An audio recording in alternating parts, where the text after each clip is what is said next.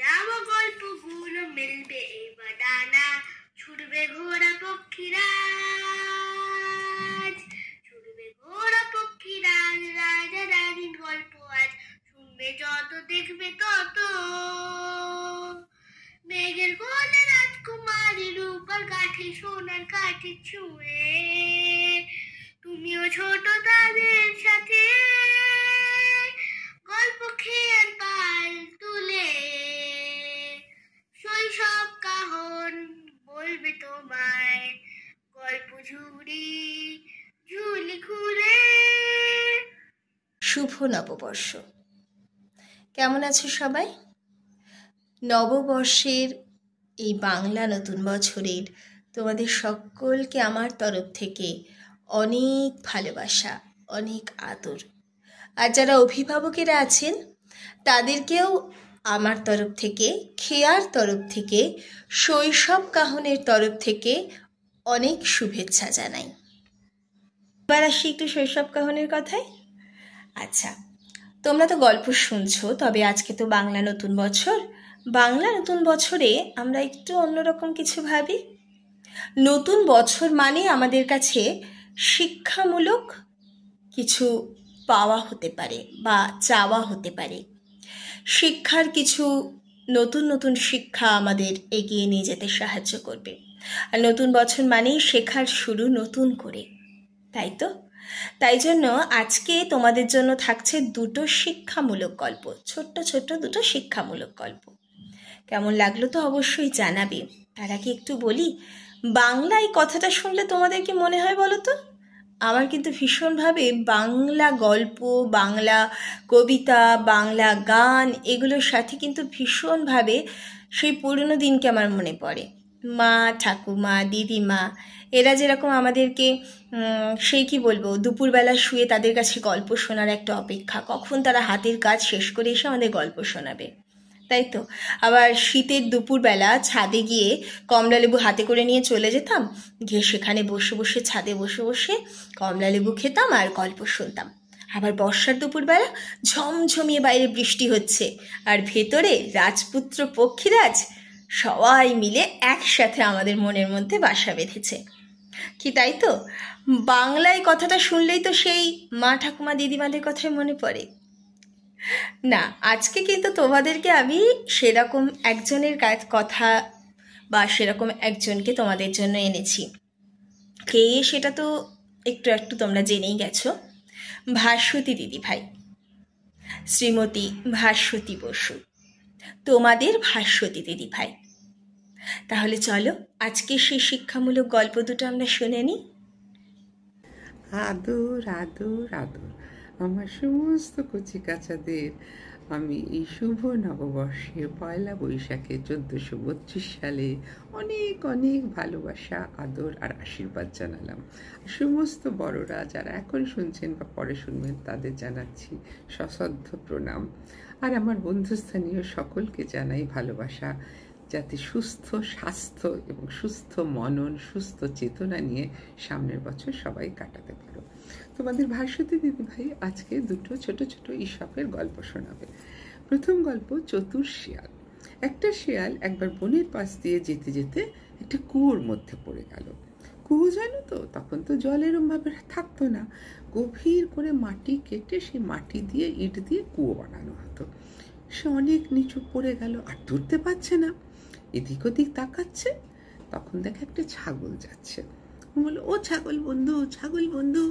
ছাগল তখন উকি মারলো, বললো, তুমি ওখানে কেন গো?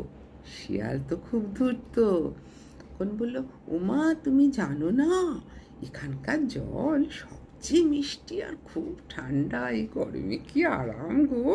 যেই না বলা, ছাগল অমনি ধূপ করে নেমে পড়লো কুয়োর মধ্যে। আর যেই না নামা, ওই ছাগলের শিঙের উপর ভর দিয়ে আর কুয়োর উপর ভর দিয়ে শিয়াল এক লাফে বাইরে চলে আসলো। বাইরে চলে এসে মুখ বাড়িয়ে বলল, ওরে ছাগল, তুই তো ছাগলই থেকে গেলি, তুই না দেখি না ডুব দিয়ে দিলি ওখানে, না দেখলি না যে বেরোবার পথ কোনটা। তাহলে বলে চলে গেল। ছাগল বেচারা অপেক্ষা করতে লাগলো কেউ যদি বা তোলে। তো এই ছোট্ট গল্পটা থেকে তোমরা কি শিখলে, বা আমরাও কি শিখেছি? আমরা শিখেছি যে দুষ্টু লোকরা কিন্তু তোমাকে ভুলিয়ে ভালিয়ে যা খুশি করে নিতে পারে। এই জন্য আমরা বলি দুষ্টু লোকেদের ছলের অভাব হয় না। সেই জন্য কখনো দুষ্টু লোকেদের সাথে মিশবে না। সবসময় মা বাবা, দাদু দিদা, ঠাকুমা ঠাকুরদা, মাসি পিসিদের কথা শুনে চলবে। আমাদের বলে কি ছোটবেলা থেকে, দুর্জনের ছলের অভাব হয় না, বা দুষ্টু লোকের, যারা দুষ্টু লোক তাদের কখনো ছলের অভাব হয় না। এটা তোমরা সবসময় মনে রাখবে। He who wants to beat a fog will easily find a stick. কেমন লাগলো? এবারে দ্বিতীয় যে গল্পটা বলবো, সেই দ্বিতীয় গল্পটা আমরা অনেক ছোটবেলা থেকে শুনে আসছি, তোমরাও জানো, তবুও বলি। কচ্ছপ এবং খরগোশ। একদিন একটা কচ্ছপ পুকুর পাড়ে শুয়ে আছে, আর একটা খরগোশ পাশ দিয়ে লাফিয়ে লাফিয়ে যাচ্ছে। খরগোশটা ভাবছে, এটা কি, তুমি একটু একটু করে হাঁটে, আমি কি সুন্দর লাফিয়ে লাফিয়ে যাই। তখন কচ্ছপের কাছে গেল, গিয়ে বলল, তুমি এরম করে হাঁটো কেন? তুমি হাঁটতে জানো না, দৌড়তে পারো না? কচ্ছপ বলল, না, আমি ধীর স্থিরভাবে অবিচল চিত্তে চলি। খরগোশের তো খুব হাসি পেল। হাসি পেয়ে সে পুটুস পাটুস লাফিয়ে বলল, তুমি আমার সাথে দৌড় প্রতিযোগিতায় অংশ নেবে? কচ্ছপ রাজি হয়ে গেল। খরগোশ তো অবাক। পরের দিন এক বন্ধুকে সামনে রেখে ওরা দুজনে দৌড় প্রতিযোগিতা আরম্ভ করলো। কচ্ছপ খরগোশ দুজনে একসাথে।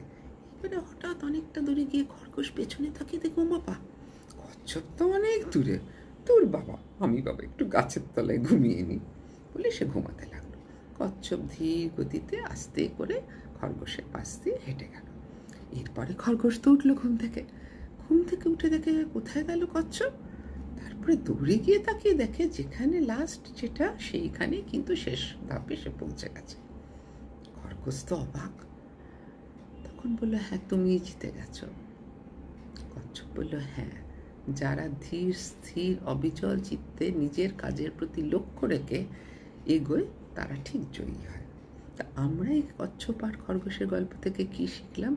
আমরা শিখলাম যে নিজের প্রতি নিজের আত্মবিশ্বাস থাকলে, এবং যে কোনো কাজ, আমি এক্ষুনি পড়বো না কিন্তু আমার বুদ্ধি আছে আমি ফার্স্ট হয়ে যাব, আমি দৌড়ানো প্র্যাকটিস করবো না কিন্তু আমি স্পোর্টসেও ফার্স্ট হবো না, ধীর স্থিরভাবে অবিচল চিত্তে সমস্ত কাজ যদি খুব ভালোভাবে করা যায়, মন দিয়ে নিজের প্রতি বিশ্বাস রেখে, তাহলে তার জয় হবেই হবে।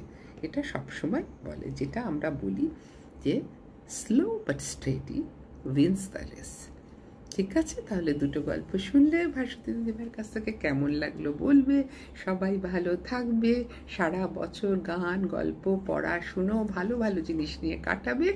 আর নিশ্চয়ই আবার আসবো আমি তোমাদের গল্প শোনাতে। টাটা।